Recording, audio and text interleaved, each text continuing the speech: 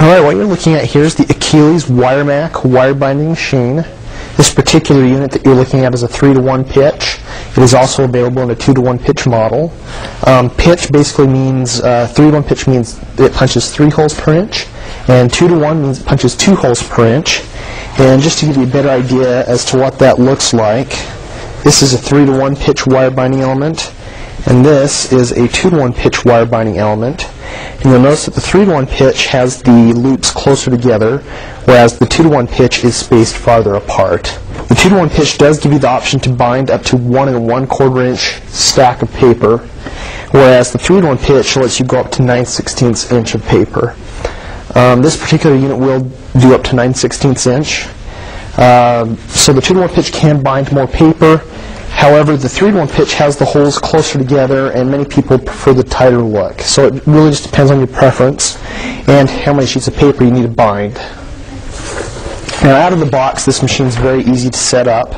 The handles will not be attached, but they essentially just have a screw on each one, and they just slide right on. They're keyed to a square hole. They just fit right on, and then just put the thumb screw in. And just tighten that up, and you're good to go. There are 2 of them. One closes the wire, and the other one actually punches the paper. Like I said, it is a 3-to-1 pitch machine, which means it'll punch 3 holes per inch. And all you really need to do is just slip the paper in here. And you're going to want to make sure that it hits the backstop so that it punches evenly across the whole sheet of paper. And you basically just pull the arm down, it punches through the paper, and there you go.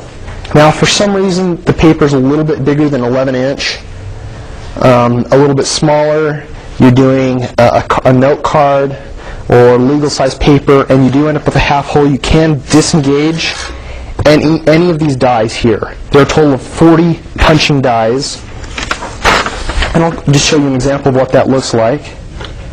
Basically, any of these that you pull out, that particular hole will be disengaged, and it will not punch a hole. So it'll look a little funny when I punch it because I've just randomly pulled some of these out, but it'll give you an idea as to what it looks like.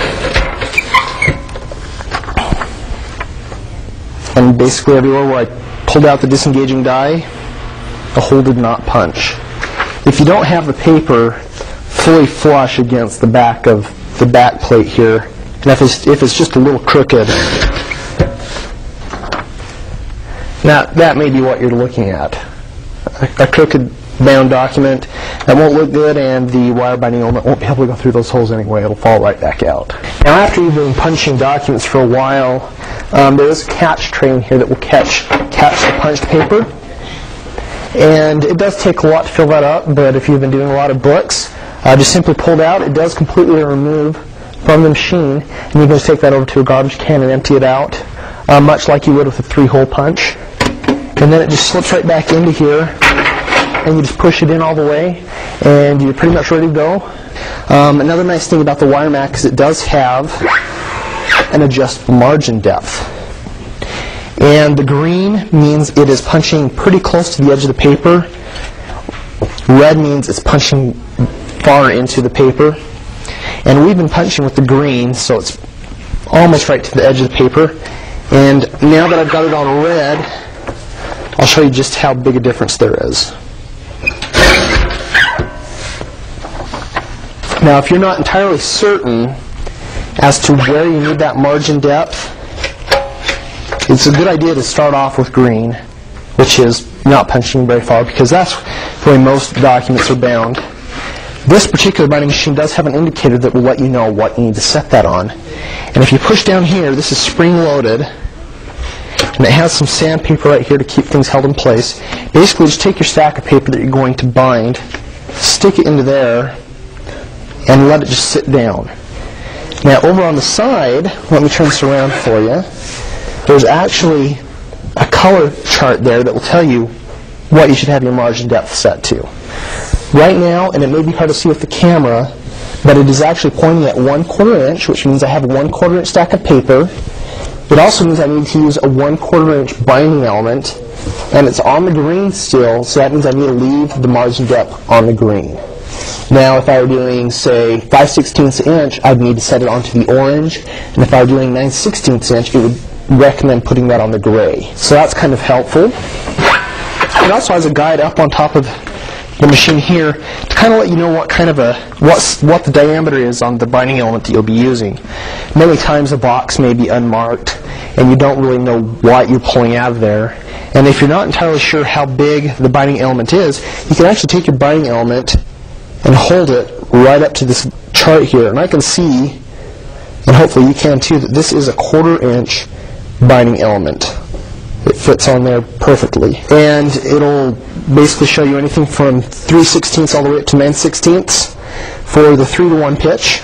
And for 2-to-1 pitch, which it has the same sticker on both machines, we'll go all the way from 3/16 inch over here all the way up to 1/4 inch. Now the 1 1/4 inch diameter, as you can see, is pretty big. You're going to be binding a fairly thick book with that diameter of a binding element. This machine is made out of metal, which is ideal because it means the machine will last you a long time.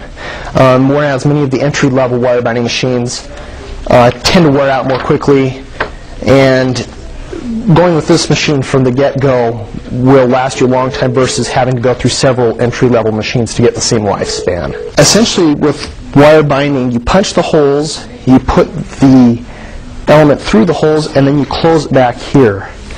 Now, depending on the diameter of wire that you're going to be using, you're going to need to adjust how far the closing apparatus closes the wire. You don't want to close it too much or it'll look bad, and if you don't close it enough, pages will start falling out. So up here on the top of the machine, depending on the binding element that you're using, it's got a dial process that you use to adjust how far the apparatus closes. Now I've got it set to 9/16 inch right now, which means it will not let this close any farther than 9/16 inch. It gives you a perfect bind. Now if I set that to 3/16 inch, which is the smallest diameter you can use, you'll notice it does close a lot farther. And it has a sandpaper type element on each side here to keep that wire binding element in place so that it doesn't slip around, so that the bind does look very good. Now I'm going to be doing a 1/4 inch document, so I'll have that set to 1/4 inch, which means it'll stop right there. Now I'm going to take 3-to-1 pitch binding element. I'll put it in this clamping mechanism here, and that will hold it in place. So you just take your punched paper, and you're now able to very easily insert that twin loop wire through the punched holes. So just bring that forward. Now you'll notice that it is through all the holes. Now what you're going to want to do is just kind of lift up on this spring-loaded mechanism here, and it'll allow you to just slip that right out. You want to be careful so it doesn't slip back out of the holes. And then I recommend just tipping it kind of the other direction, keeping that pretty much horizontal, and setting it down into the closing mechanism. Now I've already set this for 1/4 inch, so it should close it up just fine with one pull of the handle. Now as I bring the clamping mechanism on that binding element, you will feel it rest on it, but that doesn't mean that it's closed the wire. You will need to give a little bit of force to finish closing that. And when you let that up, you'll notice that the wire has been perfectly closed to the precise spot that it needs to be in order to complete the binding process.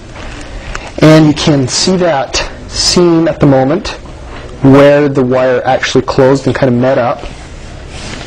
So what you'll do now is take that back cover that you put on the front, wrap that around, and now you can't see that seam anymore, and gives the wire-bound document a very nice and professional look.